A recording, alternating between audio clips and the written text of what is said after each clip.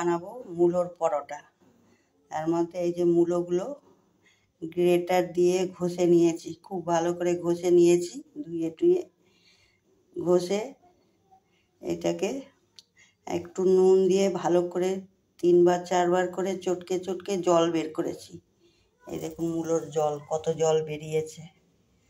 হ্যাঁ, তারপরে এই কাঁচা লঙ্কা কুচি, নুন, এটা হচ্ছে গোলমরিচ গুঁড়ো, একটু লঙ্কার গুঁড়ো, একটু চিনি, একটু হিং, এই যে ধনে পাতা, আর এই যে আটা আর ময়দা মিশিয়ে মেখেছি। হাফটা ময়দা আছে, হাফটা আটা আছে। যাদের বাড়িতে যতটা পরিমাণ লাগবে সেই পরিমাণ মতন সবাই নিয়ে নেবে, কেন তো বোঝা যায় না কতটা আটা কার লাগবে, কতটা কি খাবে, কতটা পরিমাণ মতন যাদের যেরকম খায় সেইভাবে মেখে নেবে। আর মূলোটাকে দেখুন ভালো করে, এটাকে ভালো করে ঘষে এটাকে একদম 3-4বার করে চিপেছি, চিপে চিপে জলগুলো বের করেছি। আরও খানিকটা জল দিয়ে ওই আটাগুলোকেও মেখেছি ওই মূলোর জল দিয়ে দিয়ে এই দেখুন ওইগুলো মূলো দিয়ে সব দিয়ে ওই সব জিনিস দিয়ে মাখার পরে এরকম হয়েছে। আর আটাগুলো এরকম দলা করে নিয়েছি, লেচি করে নিয়েছি, লেচি করে তারপরে ওই মূলোগুলো মাখিয়েছিলাম যখন সবে বেজে একটা জিনিস বলতে ভুলে গেছি, ওর মধ্যে একটু জোয়ানও দিয়েছি, জোয়ান দিয়েছি। তারপরে এই দেখুন গোলাগুলো দেখুন কীরকম হয়েছে, এরকম হয়েছে, গুলিগুলো এরকম করেছি, গুলিগুলো এরকম করেছি। এর ভিতরে এবার পুর ভরবো, দেখাবো। এই দেখুন এমনি করে লেচির ভিতরে এমনি করে পুর ভরবো, পুরটা এমনি করে দিয়ে এমনি করে টেনে টেনে এমনি করে মুখ বন্ধ করে দেব।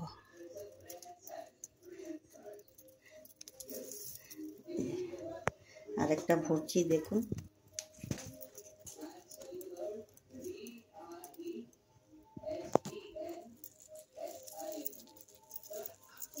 এবার আপনাদের বেলে দেখাবো।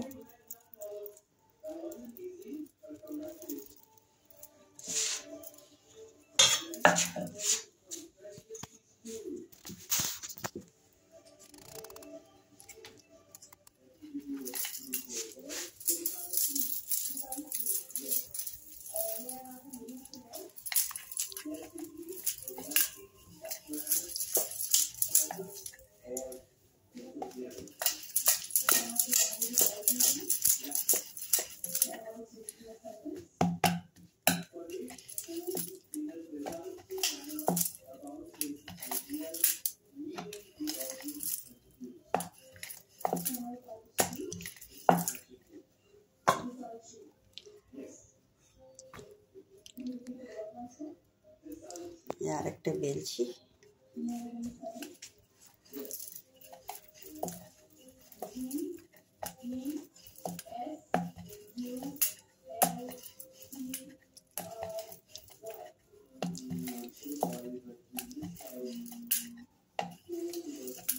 এবার বেশি বড় করা যাবে না, নাহলে ভিতর থেকে সব বেরিয়ে যাবে। পুরটা তো অনেকখানি করে দেওয়া আছে, ওই জন্য দেখুন পুরটা অনেক ভর্তি ভর্তি আছে, নাহলে পুরটা যদি মুখে না লাগে তাহলে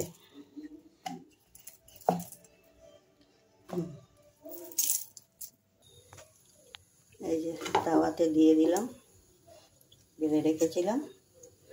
আর আটা আর ময়দা দিয়ে আমি করেছি, আপনারা ইচ্ছা করলে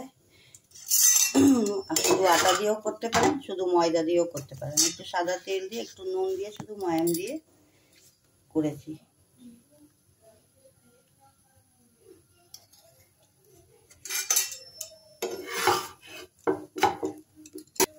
এই যে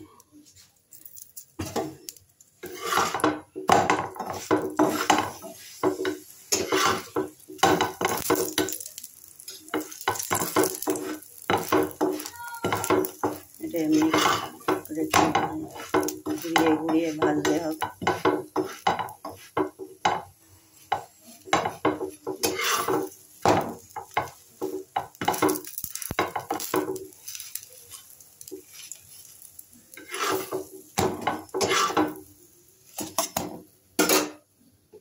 একটা ভেজে দেখিয়ে দিচ্ছি। এবার একটা পরোটা ছিঁড়ে আপনাদেরও দেখিয়েও দেব ভিতরটা কেমন হয়েছে। এই যে ভাজা হচ্ছে।